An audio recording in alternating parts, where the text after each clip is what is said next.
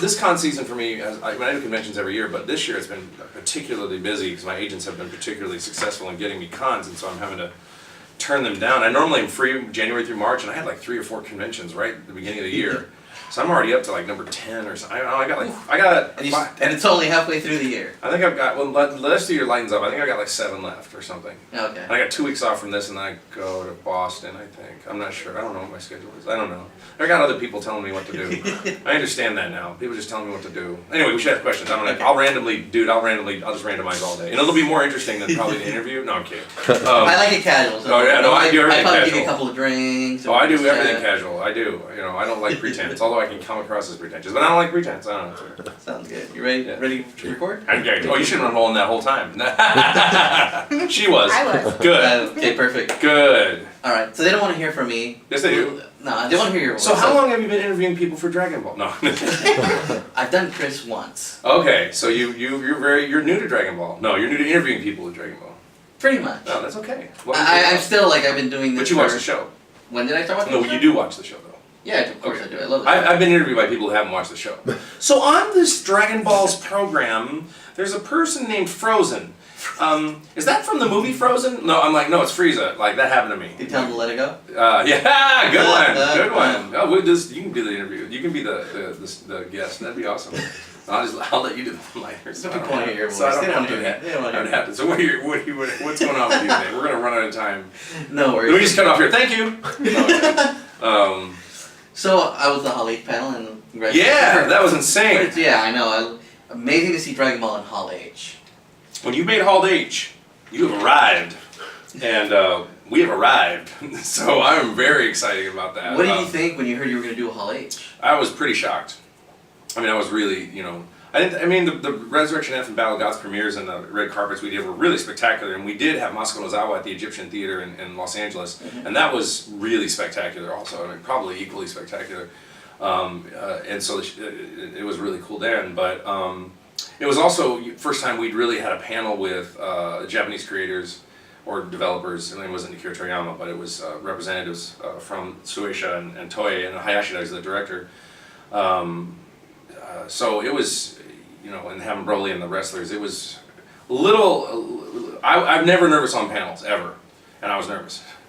That had to be quite surprising. I'm never nervous on panels, because I'm comfortable on panels. I don't know, people are just people, you're just talking to a room full of people. So I know you talked about this in the panel, obviously 20th movie, you've done this for so long. How is it coming back to when you were doing Battle of the Gods, you were doing Resurrection of F, and now you're doing Super movie?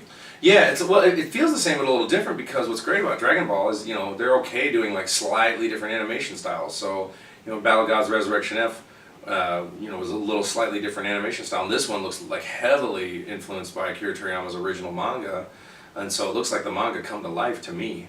Of the trailer I've seen, I haven't seen anything else by the way. I don't have any materials. I haven't seen a script. I don't even know what's going on. So, I guess I get a couple of months, sometime between now and January.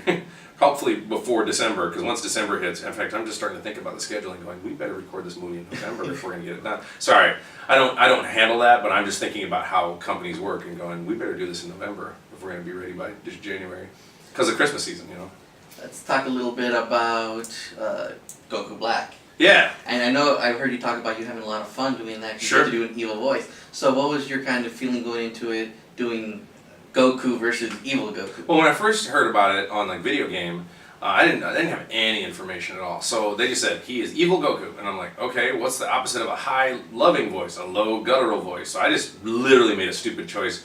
Well, I wouldn't say a stupid choice. It was the best choice I could make with the data I had. And so then for Goku Black in the show, I was not familiar with the Zamasu story arc, so I thought I was just going to get to come up with a voice. But for the game, we discovered that, the Zamasu, parallel universe business. And so they hired an actor to play Zamasu, and he did this very thick kind of, I think people say it's a British accent. People don't realize they don't know accents, and even a British person would tell you it's not truly a British accent. Americans think they can do them, and they can't. I don't even think my British accent is as good as I think it is, but although I think it's pretty good, but it's probably not.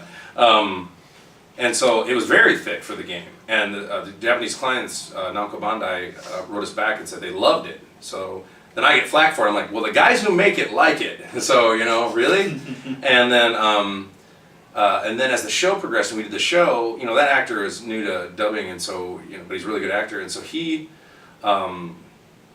really lightened it up, and so I kept chasing that accent around, and then people are giving me flack, and I'm like, I didn't come up with this.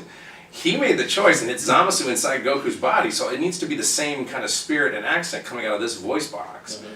And then it begs this question, which I feel a lot of people get really hung up on accents and stuff. It begs this question, whether or not you like what choice I made, you know, if the acting's there. Because I learned this about a few episodes of, you know, Cynthia Kranz was having some vocal trouble, and we were a little bit worried, and Chi-Chi was starting to sound pretty scratchy, but I listened to it, and I'm like, it doesn't bother me, because the acting's so good, it just sounds like she's been screaming at Gohan all day. She had walking pneumonia for like a month, and so it was really affecting her voice, and they were really concerned, and you know, they asked me what I thought of it, and I was like, I think the acting's there, so it doesn't, you know, it doesn't matter. So that's really the $1,000,000 question you have to ask yourself in a scene. Are you know, regardless of what you think of this, that, or the other, is the suspension of disbelief there, and is the performance there? And I really listened back. I really wanted it, when the Goku Black and the Goku fighting Goku Super Saiyan Blue, I really wanted it to sound.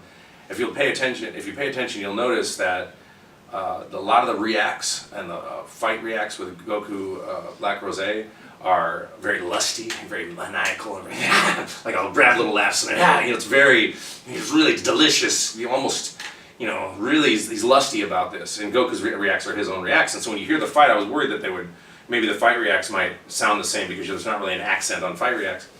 And it did. To me, it sounded like, okay, yeah, it definitely sounds like that. And I also wanted it to sound like when I'm standing next to Zamasu, it sounds like basically the same spirit coming out of two different bodies. And I think we got close, if not perfect, on it, but you know, we weren't allowed to, you know, the production schedules are busy, and so we were really, you know, we only have so much time with that actor and so much time with me, and then it's got to go to air, so we were really working hard to get it right. I do think it bothers me that we're in a culture where, you know, and it happens to other actors all the time and other people, it's really disturbing to me that people can just, you know, it'd be like literally if you walked in this room and hang out with me and go, man, you sucked at Goku Black. Like, did you really say that to someone? If I were you sucked at your interview. You suck at your interview. Why do you even try interviewing? Like, if I was a Twitter, if that was your Twitter, and I'm doing that, that's what you're doing. And I've done that before. I'm not that mean, but I remember doing that. I thought, you know, this is just too vitriolic. We're in a culture, in a place where it's just too much. We got to stop it. You know, and the funny thing is like, this is not a collaborative affair. You know, I regret opening up my craft and the way I approach it to fans, because then they feel like they can get in there and talk to me about it. So after these interviews, I'm not going to do it anymore. After this next interview, I'm not going to talk about no, because then people go, well, I think you should do this. Well, you know, I had somebody write me, when you play Goku Black, please make him sound like this, because I think you should sound this way. I'm like, no, I'm not. Even if you're right, I'm not listening to you. You're not my boss. You're not in charge of the show. You don't know what you're talking about. You've been playing Goku for 20 years. And even if you're the biggest Dragon Ball fan ever, that doesn't mean I'm still going to listen to you just by the fact that I don't even know you. So, too many cooks. So, you know, that's really the theme there, is too many cooks. And I respect a lot of the opinions, I really do. In fact, I respect anybody's opinion unless they're jerks. And it's just that I'm like, okay, well, I'm working my ass off here. If you don't like it, be a little respectful, you know? I'm trying to be respectful, so I don't do that. No, I love your Goku. No, you don't have to love it. No, I'm not even trying to say you can't. You don't have to like it or love it. I'm not even trying to say you can't criticize it. I'm saying just don't be a jerk about it when you do.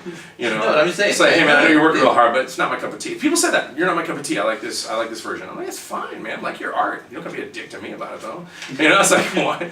You know, and I guess people see you have thick skin, but the way I look at it, it's not that I have thin skin. It's that I'm actually, I feel like when you blow somebody off or when you don't engage in a legit manner, so I got like 94,000 Twitter followers. When I see tweets, I don't always respond, but if I like it, I've read it, I've thought about it, and I've considered it as a real human. Like it's an overwhelming experience for me.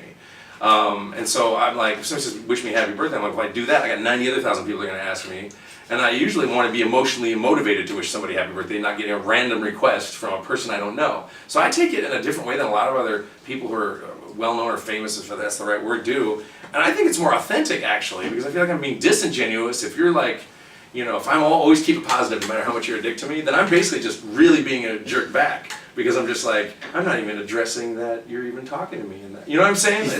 I think deeply about things psychologically, and it's been a burden for me. Because I want to be a part of the fun, but I'm like, when someone ruins the pool by pooping in it. Sometimes, and that's Twitter. Talking about having fun, how was it talking to yourself, being Goku and Goku Black? Well, I'm used to that. I've done, people focus on Goku, but I've done probably 100 different voices for 30, 40, 50 different shows over the last 20 years. including probably 60 different voices on the previous incarnation of Ninja Turtles and 20 or 30 voices on Pokemon and 12 different thumbs on Thumb Wrestling Federation. So I'm used to talking to myself all the time. And the Goku Black thing, though, I did address that earlier, where I had to be a little more picky with that. It was a more sensitive, I had to really bring my A game for that in terms of figuring out how I wanted that to sound. But when I'm doing Goku and King Kai, it's easy. It's not a problem. We do Goku first, then we do King Kai, because King Kai will screw up my voice eventually, and Goku will eventually if I'm fighting. But I can always do King Kai even though my voice is screwed up, and I can't do Goku if my voice is screwed up because it's a clean voice. So, it's something I've just done. I'm comfortable doing multiple voices, even in a conversation. I'll have conversations with myself where I'm talking all three parts. It's fun. It feels like you're multiple people. I don't know, it's how you exercise as a voice actor, I guess. I don't know, it's how I do it. I know you don't get to work with everybody because you all have different schedules, but who's some people you have the most fun with working together? Well, Chris directs everybody. Chris is a lot of fun to work with as a director. And Raleigh's directing right now, he's also a lot of fun. He's not as, he's trying to get more, he's more of a get stuff done kind of guy, but he is a very fun guy. Chris is horrible ADHD, so he's like, hey, that's great, cute, check out this YouTube video. I'm like, yeah, okay, let's get back to work. But he doesn't waste that much time. He's on top of his business, but he does like to interject with some fun here and there. I mean, most directors know, when I was an ADR director, it's always better to goof around a little bit and have fun than it is to keep it super strict, because for the actors, you want to have an air of play. Now, some actors take that too far and they're wasting time, and that's bad. But you want to keep it warm and keep it going. So if you do a take and then you sit down there, you're talking about it forever. You get cold, your voice gets cold. You want to keep going, and keep it warm.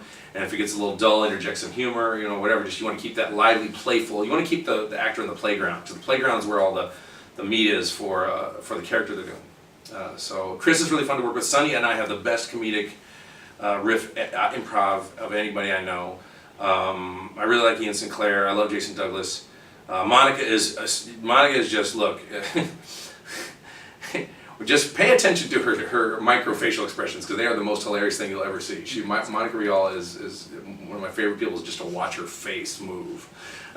She's a very humorous individual. Speaking of Chris, did he get back to you after Anime Expo when you were trying to call him?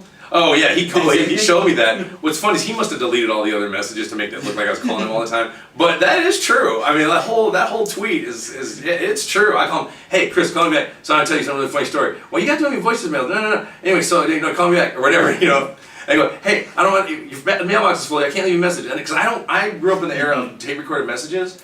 And here's the other thing, I'm a voice actor, so I want to give you, maybe I'm going to do a funny voice. I can't do a funny voice in the text unless, and I do send those little iPhone recordings. I do that a lot.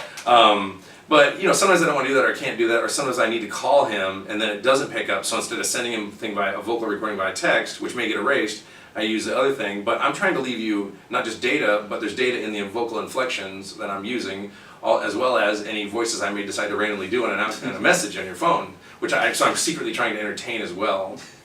My agent has an outgoing message that says, do you like listening to voicemails? I don't. So why don't you text me? And then every time I leave a message, I go, I do like leaving voicemails, and I like listening to them, and I want to leave you a funny message. And then he gets mad, and I'm like, I was born in '68, so I'm used to tape recorders that record your voice at home, and then you play it back, and you can't have access to it until you get home. That's the way I like it. I want to get into a different medium at the same time, video games. Yeah, I do a lot of voices for games. For Dragon Ball FighterZ, that has been a massive success. Yeah. It's a huge fighting game. It's going to be an Evo title. How is it seen that not only, obviously, Dragon Ball games have been around for quite a bit of time, but this one has taken off so much? Yeah. How is that for you, seeing that, I've done Dragon Ball for games before, but this is... I got chills. Well, here's the thing. I just want to point out that sometime in the early 2000s, I walked into Funimation and I said, hey, how come there's not a game where it's like Street Fighter and it's 2D and we're fighting each other and it's like really good fight mechanics and it looks just like the show? That's not directed at Funimation. That's just directed at the world who was making games then. And I remember saying that like 2001, 2, or 3, and I've been waiting for this game. Xenoverse is great. All the Dragon Ball games are generally really good. Although I remember there's one, I can't remember which it was. It was really complicated just to execute a Kamehameha. I'm like, screw that. If I can't do it as easy as I can do it, then I'm not doing it. So sorry, I burped on camera. I should have really ripped one. That would have been awesome. Dragon Ball FighterZ, when it came, I got goosebumps. I mean, I remember commenting to Chris, I'm like, this feels like I'm at work. Like when you play the game, the emotional, basically it's like this, even though it's not like voice acting or dubbing, the emotional net experience for the player when I play it. So if you want to feel what it's like to be at work, kinda, it's like, yeah, because it's fun like work, because I'm working on a cool cartoon, and it's the best, job of my life, and I've been doing it 20 years. And then also it's a cool show, and it's a good fighting game. So there's a certain fun factor that also is fun, because I'm, working on the show. And then you're watching the show, and I tend to watch the show because we're dubbing. So if you have fun playing Dragon Ball FighterZ, that's about how fun it is for me to play Goku. So if you're not having much fun, that's a lie. But if you're having a lot of fun, yes, then you see my point? Does that make sense? Okay. So yeah, play Dragon Ball FighterZ, and that's how I feel at work a lot when I'm having fun. It feels like you're in the game, in the world. I love that game. So now let's go a little bit into the upcoming movie 20, Brawly. Brawly or Broly? Brawly, sorry. Because there's another guy here today goes, Brawly. I was like, Brawly? What if he was like a surfer, dude? I'm Brawly. I'm super strong. I'm gonna beat you up because I don't like you for no reason. No, that canon's totally changed, so we don't even say that. Even though we've seen him in 3 different movies, now we get to see a whole redesign. Yeah. And we also get to see a new look for all the characters. Obviously, you're talking about the new designs for they talked about the new. Well, I talked about it too. The new designs and the new. We saw it. I love the new coats. Shows, yeah. I love the new coats, and I love the SAV where Sabat wanted it. Oh, I told him that. I said, Chris, you realize they put half your name on the coat? He goes, oh yeah, that's right. Oh, I gotta capitalize on that. Oh, this would be great. That's what he said. He got real excited about that. So I thought that was funny. I noticed that right away. I was like, what's SAB? What is that? What's that gonna be about? Maybe they found some base, super alpha base or some crap like that. I don't know. I'm just making stuff up, but I don't know anything. So don't people? He said super. No, there's nothing there. There's nothing there. Yeah. So for Broly, how's it gonna be? How do you feel like you're gonna get to fight him once again? Well, we haven't seen him since movie. What was it? 9, 10? Well, this is an entire reboot, so I don't. I'm not worried about. To me, I'm gonna treat it like as an actor. Just like they are going to present it, which we've never seen Broly before. So I'm not going in with any preconceived notions about Broly. I'm really taking it from a perspective of, just like Goku and Vegeta in the trailer. It's like that must be the guy that they've heard of. He's being written like he's never existed before in the movie, which was clear in the trailer. So I'm approaching it that way. Okay.